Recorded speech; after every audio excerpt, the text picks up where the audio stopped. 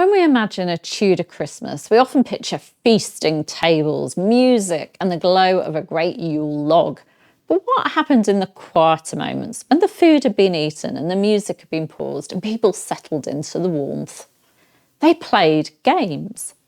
I'm historian and author Claire Ridgway, and for day 4 of my Tudor Christmas Advent series, we're stepping inside the Tudor home to explore the games that families loved during the festive season and those at court enjoyed too. The games of chance, skill and mischief that helped pass the long winter evenings. Some of them you can even play today. Let's start with dice, because they were everywhere in Tudor England, in inns, at court, in the corners of great halls, even brought in by mummers during Christmastide revels. Dice games were quick, lively and full of suspense, and the Tudors absolutely adored them. One of the simplest but most competitive was a game called Cent.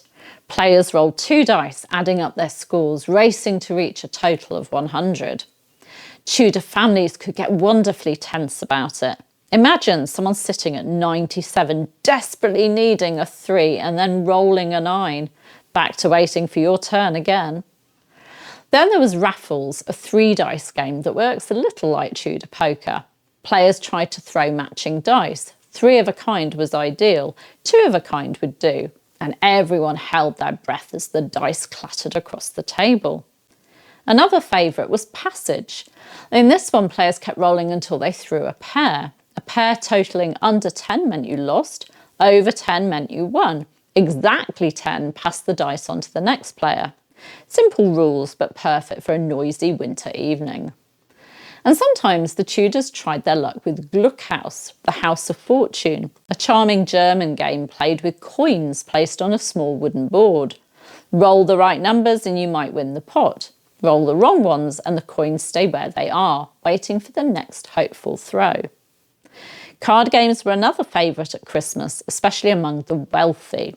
By the 16th century, many Tudor households had decks of playing cards, and on cold December nights, families gathered to play.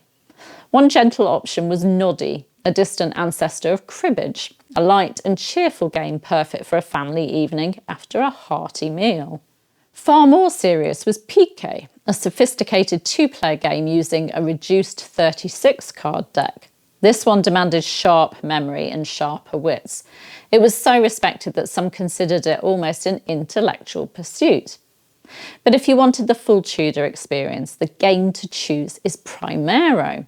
Henry VIII played it, Wolsey played it, courtiers staked fortunes on it. It was the Tudor version of high-stakes poker, full of bravado, bluffing, and the occasional dramatic win or loss.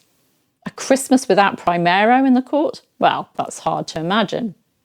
And then there were board games, some beautifully crafted for noble households, others scratched crudely onto whatever surface the players had available. The Mary Rose has given us wonderful examples, a complete backgammon board found in the ship's carpenter's cabin, and 2 more board games carved onto barrel lids, the entertainment of sailors on a long voyage. Backgammon, or tables as the Tudors called it, was hugely popular. Chess, too, was admired as a training ground for strategy. But one of the most accessible and still very playable today games is 9 Men's Morris, also known as Merrills. Players took turns placing their pieces, trying to form lines of 3 while blocking the opponent. Simple, satisfying and perfect for a cosy winter's night. Another favourite was Fox and Geese, a delightful game with one player controlling a lone fox and the other a flock of geese. It's an asymmetrical game. The fox tries to break through while the geese try to trap him, and it was loved from noble halls to country cottages. And of course, draughts or checkers was already well established and played just as we play it now. But Christmas wasn't only about the traditional games. Some Tudors invented their own fun with whatever was at hand. Pick up sticks, or something very like it, was known on the continent and almost certainly found its way into English homes. Drop a bundle of sticks onto the floor, take turns removing them without disturbing the rest. It's easy to imagine a group of Tudor children giggling over that. The elite also enjoyed shoveboard or shovelboard, a long narrow wooden table, sometimes 9 metres long, on which players pushed metal weights towards the far end. Henry VIII loved it, and his privy purse accounts include many entries for wagers lost and won on the game. Billiards too was played in grand Tudor homes. Mary Queen of Scots famously complained when her billiard table was confiscated shortly before her execution. So yes, the Tudors were playing billiards by the fire long before it became a Victorian parlour staple.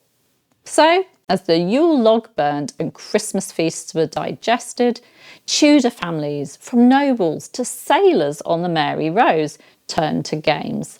They laughed together, they competed fiercely, they teased one another and filled the darkest days of winter with human warmth. It wasn't just entertainment, it was togetherness, part of the deep communal joy of the 12 days of Christmas. Thank you for joining me for day 4 of my Tudor Christmas Advent series. If you're enjoying this festive journey, don't forget to like, subscribe and ring the notification bell. There's so much more Tudor Christmas magic to come.